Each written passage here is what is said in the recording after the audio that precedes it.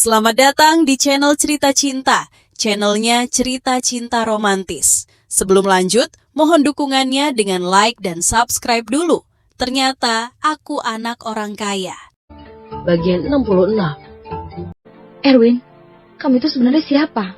Kok bos dari si rambut kuning itu malah bersikap sesopan itu sama kamu?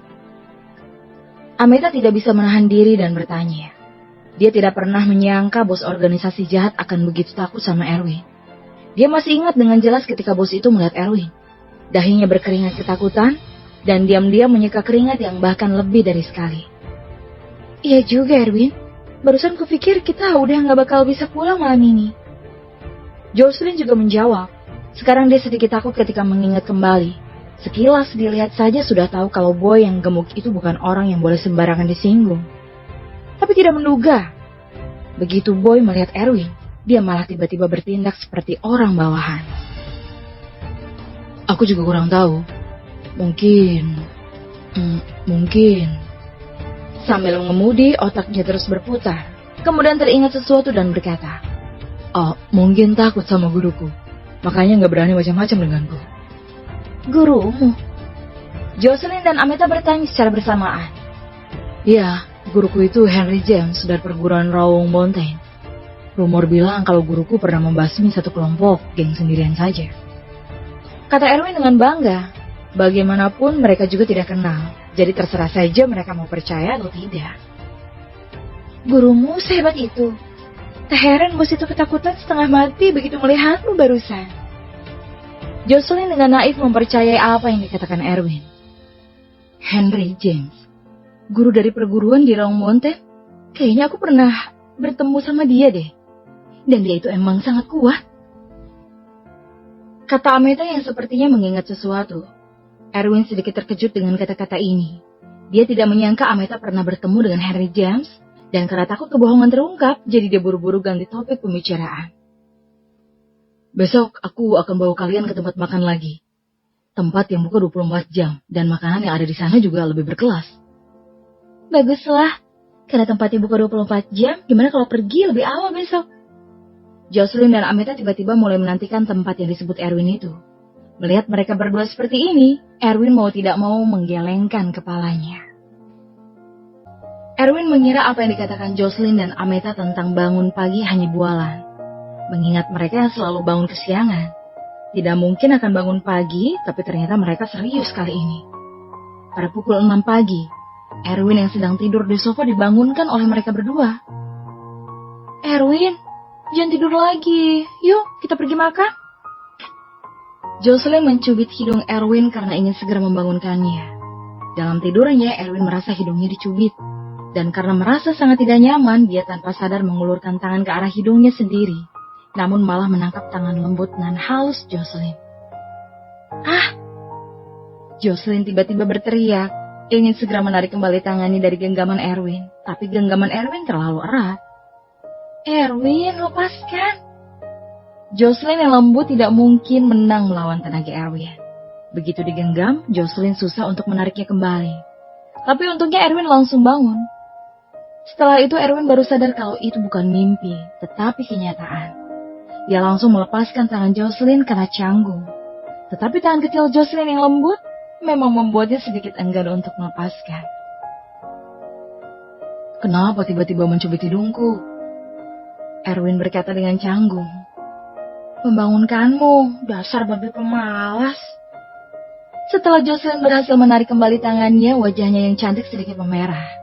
Ini adalah pertama kalinya dia digenggam seerat itu oleh seorang pria. Membangunkanku. Erwin tanpa sadar melihat jam di ponsel, dan sekarang baru pukul 6 pagi. Kenapa bangunkan aku sepagi ini? Aku masih mengantuk. Kata Erwin sambil menguap. Bukannya kamu bilang ada food street yang buka 24 jam? Ayo, cepat kita ke sana. Begitu membahas tentang makanan, Jocelyn tidak lagi mempermasalahkan kejadian barusan dan menjadi lebih bersemangat. Pada saat yang sama, Ameta juga turun dari lantai atas setelah selesai berdandan. Erwin, cepat mandi. Kami udah siap nih. Ameta juga mengingatkan dengan tidak sabaran. Erwin menghela nafas. Kedua wanita ini memikirkan makan terus. Tidak heran, postingan sosial media Jocelyn kalau bukan nyanyi pasti makanan lezat di seluruh dunia. Kedua wanita ini benar-benar pecinta makanan lezat. Ya, kalau begitu tunggu sebentar. Setelah Erwin mandi, dia langsung didorong keluar dari villa oleh mereka berdua dengan buru-buru. Mereka berdua memakai masker seperti biasa.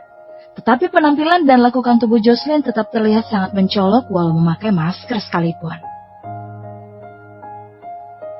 Monroe Street. Ini adalah kedua kalinya Erwin datang ke sini. Semenjak makan kue berbentuk anak anjing yang harganya berjuta-juta di sini, Erwin merasa bahwa makanan di sini pasti sangat mewah dan jauh berkelas daripada kios-kios yang ada di Food Street lainnya.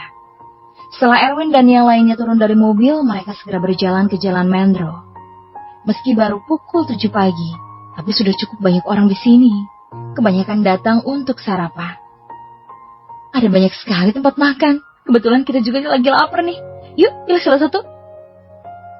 Ameta sudah tidak sabar untuk masuk saat melihat ada banyak tempat makan mewah di sini. Tempat ini seharusnya sedikit lebih berkelas dari Food Street tadi malam. Biar aku yang traktir aja hari ini, makanlah sepuasnya, kata Jocelyn sambil tersenyum. Melihat banyaknya makanan, tempat makan di jalan ini, matanya terus berbinar. Selama dia bisa makan makanan enak, dia tidak peduli lagi dengan harganya. Bagaimanapun, keluarganya sangat kaya, belum lagi uang yang dia hasilkan dari konsernya sendiri yang tidak bisa dihabiskan. Sambil berbicara, Jocelyn menarik Ameta dan berlari ke tempat makan terdekat. Dari segi dekorasi, tempat makan ini cenderung bergaya Eropa. Kebanyakan orang yang keluar masuk juga cantik-cantik dan tampan semua. Begitu juga dengan pakaian yang mereka pakai, begitu bermerek. Sedangkan yang memakai pakaian dagangan tepi jalan seperti Erwin, pada dasarnya tidak ada. Ketika Erwin masuk, banyak orang yang sedang makan menatap Erwin yang memakai pakaian lusuh dengan tatapan jijik. Tetapi Erwin tidak peduli dan mengikuti Ameta sama Jocelyn. Aku ingin kue mus ini dan bolu gulung. Sama biskuit ini. Setelah Jocelyn duduk, dia memesan banyak dimsum. Ameta di sebelahnya juga memesan banyak dimsum. Dan sekalian pesan porsi Erwin juga. Awalnya Erwin mengira pagi ini akan jadi pagi yang damai. Tapi tidak menyangka begitu baru memakan sesuap kue, dua sosok yang dikenalnya muncul di pintu. Itu adalah Michael dari keluarga Bernard di barat kota dan Edric dari selatan kota, pacar dari kedua sepupu Lina. Tetapi setelah ditipu oleh Erwin sebelumnya, kedua pasangan itu sudah putus. Tapi hari ini, di samping mereka berdua masih ada seorang pria kaya lainnya. Begitu mereka masuk, mereka tanpa sadar melihat sekeliling dan tatapan pun tertuju pada Erwin yang berada di dekat jendela. Musuh memang gak akan kemana-mana. Edric, lihat, siapa itu? Michael memanggil Edric di sebelah dengan tangannya dan tidak butuh waktu lama bagi Edric untuk melihat keberadaan Erwin, yang membuat wajahnya sedikit berubah. Itu Erwin kah? Edric memang membenci Erwin. Semenjak ditipu dan kehilangan banyak aset, dia selalu mencari kesempatan untuk balas dendam. Tapi keberadaan Erwin selalu tidak didapatinya sampai sekarang. Sekarang kebetulan bisa bertemu, otomatis dia ingin membalas dendamnya. Terlebih lagi, mereka berdua bersama seseorang hari ini, yaitu Matthew Ricardo, putra keluarga Ricardo, yang merupakan salah satu dari 4 keluarga besar di kota Bandung. Keluarga Ricardo adalah keluarga terkenal di kota Bandung. Sampai-sampai keluarga kaya lainnya juga akan menghormati mereka. Bahkan wali kota sekalipun akan memberi muka. Dapat dilihat mengapa keluarga Ricardo dapat dianggap sebagai salah satu dari 4 keluarga besar di kota Bandung. Selain itu, mereka juga menemukan 2 wanita cantik yang memakai masker yang makan bersama Erwin. Itu membuat mereka merasa iri sekaligus benci secara bersamaan. Memikirkan hal ini, mereka bertiga berjalan menuju Erwin dengan sedikit tatapan provokasi. Erwin, aku sangka bisa bertemu denganmu di sini. Masih kenal aku? Michael berbicara dengan nada yang sedikit provokatif. Setelah mendengar suara itu, Erwin menoleh dan begitu melihat itu adalah Michael dan Edric, dia tidak bisa menahan senyumnya. Tentu aja kenal, mana mungkin tak kenal. Aku selalu mengingat orang yang memberiku hadiah besar. Kali ini mau kasih hadiah lagi ya. Ketika topik itu disebut oleh Erwin, itu sama saja dengan mengingatkan penghinaan mereka. dan itu membuat wajah Michael berubah. Jangan senang dulu. Aku bakal membuatmu muntah kembali semuanya. Kenal pria di sebelahku ini? Dia ini putra keluarga Ricardo, salah satu dari 4 keluarga besar di kota Bandung, Matthew Ricardo. Michael memperkenalkan Matthew dengan sungguh-sungguh. Tetapi perhatian Matthew justru tidak pada mereka sama sekali, melainkan terfokus pada Jocelyn yang duduk di seberang Erwin dengan tatapan ingin berburu di matanya. Hai cantik, boleh minta nomornya? Mata Matthew benar-benar jeli sekali. Hanya sekilas, dia dapat melihat bahwa wanita cantik yang duduk di seberang Erwin terlihat mirip dengan bintang terkenal, yaitu Jocelyn Taylor. Jadi dia berpikir untuk meminta nomornya yang merupakan perilaku tidak tahu malu. Maaf, aku gak tertarik. Jocelyn langsung menolak, dan ini membuat Matthew sangat kesal. Pada saat yang sama, Michael dan Edric juga memperhatikan wanita cantik yang duduk di seberang Erwin. Meskipun memakai masker, tapi mau dari segi lekukan tubuh dan temperamen memang sedikit mirip dengan Jocelyn Taylor. Sejak kapan ada wanita secantik ini di kota Bandung? Tidak heran, Matthew menargetkan wanita cantik itu. Cantik, aku ini dari keluarga Ricardo, salah satu dari 4 keluarga besar di kota Bandung ini. Berteman denganku itu punya banyak manfaat loh. Matthew masih belum menyerah dan ingin menggunakan kekuatan keluarganya untuk menggoda Jocelyn. Namun Jocelyn tak menjawab. Tetapi justru Ameta yang marah. Tak perlu berpura-pura lagi. Jangankan 4 keluarga besar di kota Bandung, 4 keluarga besar sedunia pun aku tak peduli. Main sana jauh-jauh, jangan ganggu aku makan. Aku lagi ngomong sama si cantik ini, ngapain kamu ikut campur? Matthew terbiasa untuk menjadi sombong seperti itu. Jadi secara alami tidak bisa mentolerir orang lain berbicara dengan nada seperti itu dengannya. Terutama ketika Ameta meremehkan keluarga Ricardo mereka yang membuatnya semakin kesal. Minta maaf sama aku, atau aku akan membuatmu menyesal. Ameta tidak takut pada putra keluarga kaya ini. Mempertimbangkan kekuatan keluarga Taylor mereka di negara ini, Ameta tidak takut dengan keluarga Ricardo sama sekali. Tapi yang ditakutkan adalah sejenis preman yang tidak terpengaruh saat menyebut tentang kekuatan keluarga. Karena preman jalanan tidak mungkin mengenal keluarga Taylor mereka. Jadi sangat tidak mungkin memanfaatkannya untuk menekan lawan bicara. Aku gak salah dengar kan? Orang ini mau minta maaf. Aku tumbuh sebesar ini aja tak tahu cara minta maaf itu bagaimana. Kata Matthew dengan arogannya. Sini, keluarlah, aku mau lihat bagaimana cara kamu membuatku menyesal. Kata Matthew sambil menyuruh Michael dan Edric untuk menarik Ameta keluar. Tentunya dengan sikap mereka yang sombong dan mendominasi. Apa yang mau kalian lakukan di siang bolong begini? Aku lapor polisi nih. Wajah Ameta berubah ketika melihat mereka akan melakukan sesuatu. Silahkan lapor. Pamanku itu dari Departemen Hukum. Kita lihat siapa yang bakal pamanku tangkap nanti. Matthew memasang ekspresi tak kenal takut. Mendengar ini, Michael dan Edric semakin berani dan mencoba menarik Ameta keluar. Tetapi pada saat ini Erwin mengambil tindakan dan meraih lengan Michael dan Edric. Michael dan Edric hanyalah anak orang kaya biasa, yang biasanya hanya tahu berfoya-foya. Jadi mana mungkin adalah tandingan Erwin yang berlatih seni bela diri. Sedikit mendorong mereka saja sudah membuat mereka hampir jatuh. Langsung ke aku aja kalau ada masalah, mereka ini temanku. Jadi tak ada hubungan dengan mereka. Erwin mengerutkan kening dan berkata dengan dingin. Kali ini tanpa sepupumu. Aku ingin lihat kau mau sombong seperti apa. Michael dan Edric menjadi sedikit lebih berani saat melihat sepupu Erwin tidak ada di sekitar. Dan kebetulan juga bisa sedikit pamer di depan Matthew. Karena Matthew ini putra keluarga Ricardo yang merupakan salah satu dari 4 keluarga besar di kota Bandung. Kalau bisa menjalin hubungan baik dengan keluarga itu, perkembangan keluarga mereka sendiri pasti akan sangat terbantu ke depannya. Selain itu, walau secara tidak sengaja melukai Erwin sekalipun, mereka tetap tidak takut. Karena paman Matthew itu dari Departemen Hukum, jadi bisa diatur nanti.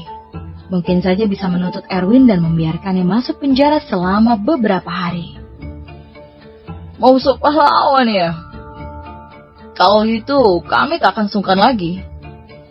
Michael dan Edric yang tidak puas karena didorong Erwin langsung melemparkan tinju mereka ke arah wajah Erwin. Dan Matthew juga sepertinya setuju terhadap perilaku itu. Terkadang anak miskin seperti ini memang perlu diberi sedikit pelajaran. Ingin sok pahlawan untuk melindungi orang yang disukai itu bukanlah sesuatu hal yang mudah untuk dilakukan. Dan juga harus menanggung konsekuensinya. Erwin menggelengkan kepalanya. Tenaga kedua orang ini tidak sekuat ketiga preman bawahan pemuda berambut kuning kemarin. Tapi kedua orang ini masih berpikir untuk mengalahkannya.